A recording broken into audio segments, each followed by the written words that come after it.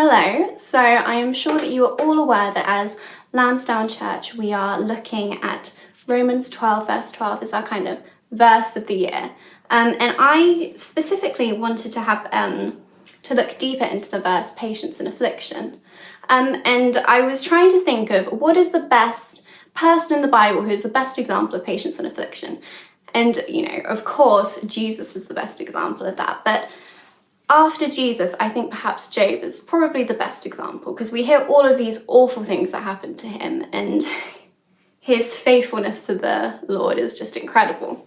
So if we look at chapter 1 of Job, we see in verse 14 that a messenger came to him, and then he found out that his oxen had been attacked by the Sabaeans. And then we see that in verse 16, a fire came and burnt up his sheep and his servants.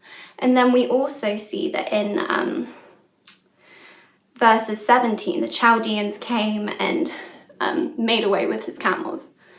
So I think as we look at this, we can see a lot of parallels between our own experience now in this third lockdown, and we can relate to this greatly, that I'm sure we are all feeling the same as Job here, that we have kind of been experiencing financial blow after blow. Job has just lost all of his livelihood. And this is the case for many of us during this time when we haven't been able to work. And it's awful. But then we also look later that not only has Job lost his livelihood, but then he has also lost his children. So we see in verse 18 that they were having a feast at one of his brother's houses, and then a great wind came and blew down the house, and they all sadly died. And I think this is also another part of Job's experience that we can perhaps relate to, that during this third lockdown, we are experiencing separation from our family, we're experiencing loss, we're not allowed to visit them, we're not allowed to see them except on Zoom. And this is something we can relate to greatly. And I mean, in some cases, sadly, people's family members have died. And I feel like this is a very kind of good,